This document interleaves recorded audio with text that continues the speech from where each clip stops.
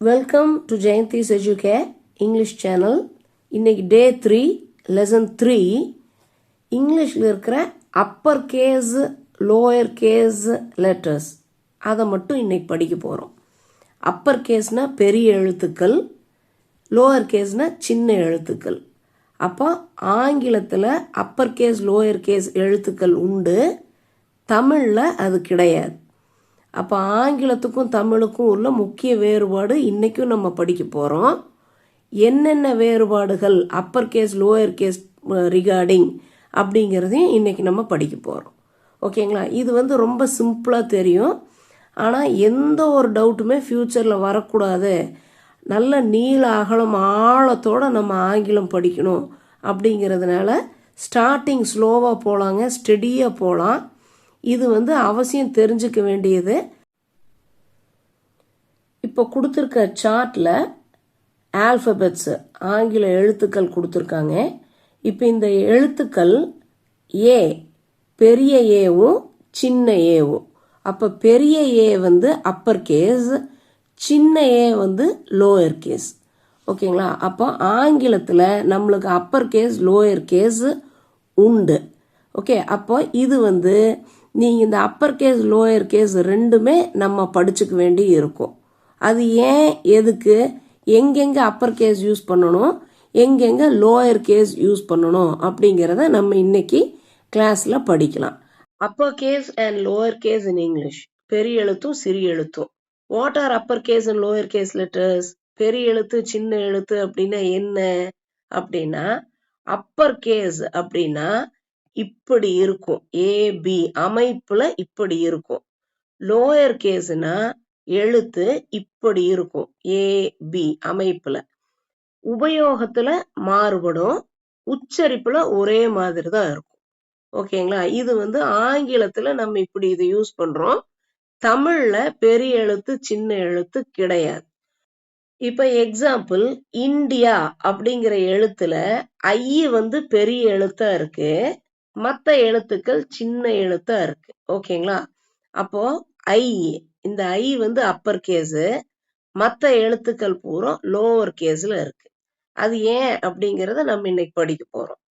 தமிழ்ல பெரிய எழுத்து சின்ன எழுத்து கிடையாது, ஆங்கிலத்துல இருக்கு, தமிழ்ல இல்ல.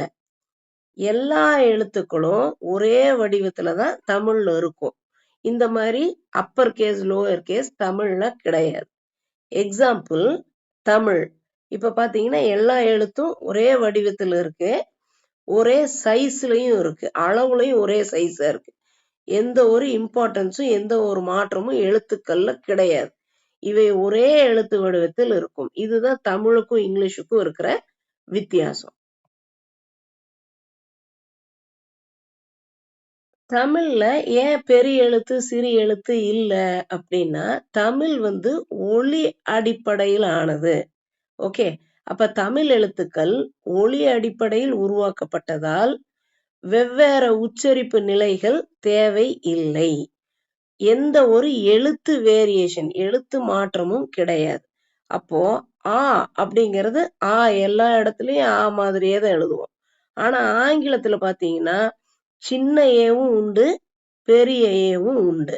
ஓகே, அப்போ தமிழ்ல எப்படி நம்ம வித்தியாசம் காட்டுவோம் அப்படின்னா, முக்கிய சொற்கள், ரொம்ப இம்பார்ட்டன்டான வார்த்தைகளை நம்ம போல்டு பண்ணி எழுதுவோம், பெருசா எழுதுவோம், உருட்டெழுத்தா எழுதி முக்கியத்துவத்தை காமிப்போம். இல்லாட்டி அடிக்கோடிடுவோம். ஓகேங்களா? அண்டர்லைன் பண்ணுவோம். இந்த மாதிரி இப்ப ஏதாவது ஒரு வார்த்தை முக்கியமா, அதை இப்படி அண்டர்லைன் பண்ணுவோம். ஓகேங்களா? எக்ஸாம்பிள், உதாரணத்துக்கு தமிழகம் அப்படின்ட்டு இருந்ததுன்னு வைங்களேன், இதை உருட்டெழுத்தா எழுதியிருக்கு. ஓகேங்களா? இல்லாட்டி பிராக்கெட்ல போட்டு காமிப்போம், இல்லாட்டி அண்டர்லைன் பண்ணுவோம், இல்லாட்டி இ அப்படிங்கிறத நல்லா அழுத்தி டபுளா எழுதி கொடுப்போம். ஓகேங்களா? போல்டா எழுதுவோம். How to highlight important words in Tamil without uppercase? பெரிய எழுத்துக்கள் இல்லாம தமிழோட முக்கியமான சொற்களை எப்படி நம்ம வெளிச்சம் போட்டு காமிக்கிறது, முக்கியத்துவத்தை உணர்த்தி காமிக்கிறது, எப்படி நம்ம பண்றோம் அப்படின்னா, போல்டு பண்றோம். இந்த மாதிரி போல்டா பெருசா திக்கா பண்றோம். இல்லாட்டி இந்த மாதிரி அடிக்கோடிட்டு பண்றோம், அண்டர்லைன் பண்றோம். இது வந்து முக்கியத்துவத்தை உணர்த்துறதுக்காக. டபுள் கோட்ஸ்ல பண்றோம், இன்வெர்டட் கமாஸ். இப்ப இந்த சென்டென்ஸ்ல பாரதி ஒரு சிறந்த கவிஞர். அப்ப யாரு சிறந்த கவிஞர்? பாரதி. இந்த வார்த்தை ரொம்ப முக்கியம் இல்லைங்களா? அப்ப இந்த முக்கியத்துவத்தை நம்ம உணர்த்துறதுக்கு இந்த டபுள் கோட்ஸ், இன்வெர்டட் கமாஸ நம்ம யூஸ் பண்றோம். அப்போ போல்டா பண்ணுவோம், இல்லாட்டி அடிக்கோடு இடுவோம், இல்லாட்டி இந்த மாதிரி டபுள் கோட்ஸ் யூஸ் பண்ணுவோம். இதுவும் இல்லைன்னா ஸ்பேசிங் அண்ட் ஃபார்மேட்டிங் அப்படின்னா, ஃபார்மேட்னா அமைப்பு, எப்படி அமைப்பா எழுதுறோம் அப்படிங்கிறது, இடைவெளி விடுறோம். அப்ப தமிழ் கேப் விட்டு ஒரு கோடு போட்டு உலகிலேயே தொன்மையான மொழி அப்படின்னா இந்த முக்கியத்துவம் வந்து இங்க தமிழுக்கு வருது. ஓகேங்களா? அப்போ இந்த மாதிரி தான் நம்ம வந்து தமிழ்ல முக்கியத்துவத்தை உணர்த்துறதுக்காக நம்ம யூஸ் பண்ற டெக்னிக்ஸ். இப்ப தமிழ்ல நம்மளுக்கு ஏன் அப்பர் கேஸ் லோயர் கேஸ் இல்ல, அதுக்காக நம்ம மாற்று அமைப்புகள் என்ன வச்சிருக்கோம் அப்படிங்கறத நம்ம படிச்சோம். இப்ப இங்கிலீஷ்ல எதனால upper case lower case letters இருக்கு அப்படிங்கறத நம்ம தெரிஞ்சுக்கணும். அது ஏன் வந்தது அப்படின்னா, ஹிஸ்டாரிக்கல் ரீசன், சரித்திர காரணம் என்னன்னா, புராதன மொழிகள், பழைய மொழிகள் லாட்டின், கிரீக்ல எல்லாம் அப்பர் கேஸ் பெரிய எழுத்துக்கள் மட்டும்தான் இருந்தது. ஓகே, அப்புறமா லோயர் கேஸ் லெட்டர் வந்து வேகமா எழுதுறதுக்காக உருவாக்கப்பட்டது, டெவலப் பண்ணிக்கிட்டாங்க. ஓகே, அப்புறம் மிடில் ஏஜஸ்ல, இடைப்பட்ட காலகட்டங்கள்ல படித்த மேதாவிகள் சின்ன எழுத்துக்களை ரவுண்டா வட்ட வடிவமான எழுத்துக்களா ஈஸியா எழுதுறதுக்காக எழுத்துக்களை உருவாக்கினாங்க.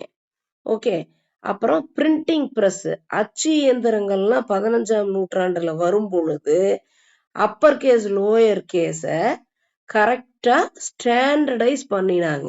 இதுக்குதான் அப்பர் கேஸ் யூஸ் பண்ணணும், இதுக்கு லோயர் கேஸ் யூஸ் பண்ணணும் அப்படிங்கிறத ஒரு வரையறைப்படுத்தினாங்க. Importance of upper case and lower case in English. அப்ப இங்கிலீஷ்ல அப்பர் கேஸ் லோயர் கேஸோட முக்கியத்துவங்கள், அதையெல்லாம் எங்க நம்ம யூஸ் பண்றோம், எதுக்காக அப்பர் கேஸ் லோயர் கேஸ் இருக்கு அப்படின்னு பார்த்தா, ஒரு சென்டென்ஸோட அமைப்பு, ஒரு வாக்கியத்தோட அமைப்புல ஒரு வாக்கியம் ஆரம்பிக்கும் பொழுது எப்பயுமே பெரிய எழுத்து அப்பர் கேஸ்ல தான் நம்ம ஆரம்பிக்கணும். அப்புறமே தொடர்ற எழுத்துக்கள்லாம் சின்ன எழுத்துக்கள்ல எழுதலாம். ஓகே, அப்போ எக்ஸாம்பிள் பாத்தீங்கன்னா, இங்க வந்து the sun is shining, சூரியன் ஒளிர்கிறது. ஓகே, அப்போ இந்த ஸ்டார்டிங் ஆஃப் த சென்டென்ஸ், வாக்கியத்தோட முதல் எழுத்து த, அதுல டீங்கிற எழுத்து வந்து பெரிய எழுத்துல ஆரம்பிச்சிருக்கு. எப்பயுமே ஒரு சென்டென்ஸ் ஆரம்பிக்கும் போது கேபிட்டல் லெட்டர் பெரிய எழுத்துல தான் ஆரம்பிக்கணும். அதே மாதிரி ப்ராப்பர் நவுன்ஸ், பெயருள்ள, குறிப்பிட்ட ஒரு மனிதருடைய, ஒரு பொருளுடைய, ஒரு மிருகத்துடைய பெயர்கள் எல்லாமே கேபிட்டல் லெட்டர்ல தான் ஆரம்பிக்கணும். ஓகே, அப்ப எக்ஸாம்பிள் ஆலிஸ் அப்படிங்கிறது ஒரு பேரு, அப்ப அது ஏ கேபிட்டல் லெட்டர். இப்ப ராமு அப்படின்னா ஆர் அப்படிங்கறத கேபிட்டலைஸ் பண்ணணும். இந்தியா ஒரு நாட்டுடைய பெயர், அதனால ஐ வந்து கேபிட்டலைஸ் பண்ணணும். மண்டே ஒரு நாளுடைய பெயர், அப்ப எம் வந்து கேபிட்டலைஸ் பண்ணணும். ஓகே, ஆக்ரோனிம்ஸ், எல்லா ஆக்ரோனிம்ஸும் அப்பர் கேஸ்ல தான் இருக்கும். ஆக்ரோனிம்ஸ்னா ஒரு சுருக்கெழுத்து. ஓகே, இப்ப யுஎஸ்ஏ அப்படின்னு வச்சுக்கோங்களேன், யுனைடெட் ஸ்டேட்ஸ் ஆஃப் அமெரிக்கா அப்படிங்கிற ஒரு பெரிய வார்த்தையுடைய சுருக்கம் தான் வந்து யுஎஸ்ஏ. அதே மாதிரி நாசா, அதே மாதிரி WHO, world health organisation. Okay, இது வந்து நான் உங்களுக்கு எக்ஸாம்பிளுக்காக கொடுத்துருக்கேன். யுஎஸ்ஏங்கிறது பொதுவாகவே எல்லாத்துக்கும் தெரிஞ்ச ஒரு வார்த்தை. அப்போ யுனைடெட் ஸ்டேட்ஸ் ஆஃப் அமெரிக்கா அப்படிங்கிறத முதல் எழுத்துக்களை எல்லாத்தையும் கோர்த்து ஒரு குறுக்குன ஒரு வேர்டை எடுத்திருக்கோம். அதனால இதுக்கு வந்து நம்ம அப்பர் கேஸ் தான் யூஸ் பண்ணணும். ஓகே, அதே மாதிரி அப்ரிவியேஷன்ஸ்னா சுருக்கம். இப்ப நம்ம டாக்டர் அப்படின்னு சொல்றோம் இல்லைங்களா, மருத்துவர். அப்ப டாக்டர்னு முழுசா சொல்லாம டிஆர் அப்படின்னு போடுவோம். அதே மாதிரி மிஸ்டர் அப்படிங்கிற ஒரு பெரிய வார்த்தைய சுருக்கி நம்ம எம்ஆர் அப்படின்னு போடுறோம். அதே தான் மிஸ்ட்ரஸுக்கும் மிஸ்ஸஸ் அப்படின்னு யூஸ் பண்றோம். கிலோமீட்டர் அப்படிங்கிற பெரிய வார்த்தையை சுருக்கி கேஎம் அப்படின்னு போடுறோம். அப்ப இது எல்லாத்துக்கும் நம்ம கேபிட்டல் லெட்டர் தான் யூஸ் பண்ணணும். அடுத்து டைட்டில்ஸ் அண்ட் ஹெட்டிங்ஸ், தலைப்புகள். ஓகே, ஒரு சினிமாவோட தலைப்போ ஒரு புக்கோட தலைப்போ முதல் எழுத்து கேபிட்டல் லெட்டர் தான் கொண்டு இருக்கும். அதே மாதிரி எம்பசிஸ் அண்ட் ஃபார்மாலிட்டி, அப்போ ஒரு முக்கியத்துவத்தை உணர்த்தக்கூடிய ஒரு வார்த்தைய நம்ம எம்பசைஸ் பண்ணுவோம். எம்பசைஸ்னா அழுத்தி சொல்லுவோம். ஃபார்மாலிட்டி அப்படின்னா வழக்கமாவே பழக்கத்துக்கு சில சொற்களை நம்ம கேபிட்டலைஸ்ல தான் பண்ணுவோம். ஓகே, அப்ப capitalization can highlight key points. அப்போ முக்கியமான வார்த்தைகள் முழுவதுமாகவே கேபிட்டல் லெட்டரை தான் கொண்டு இருக்கும். So as a conclusion today, I am giving you capital and small letters list. இது எல்லாம் கேபிட்டல் லெட்டர்ஸ் பெரிய எழுத்துக்கள்ங்க, இது எல்லாம் சின்ன எழுத்துக்கள். ஓகே, இந்த ஜெயந்திஸ் எஜுகேர் சேனல் சப்ஸ்கிரைப் பண்ணிக்கங்க. உங்க ஃப்ரெண்ட்ஸ் யாராவது இங்கிலீஷ் படிக்கணும்னு ரொம்ப ஆர்வமா இருக்கவங்களுக்கு இந்த சேனலை சப்ஸ்கிரைப் பண்ணிக்க சொல்லி ரெக்கமெண்ட் பண்ணுங்க. All the very best wishes. Thanks a lot.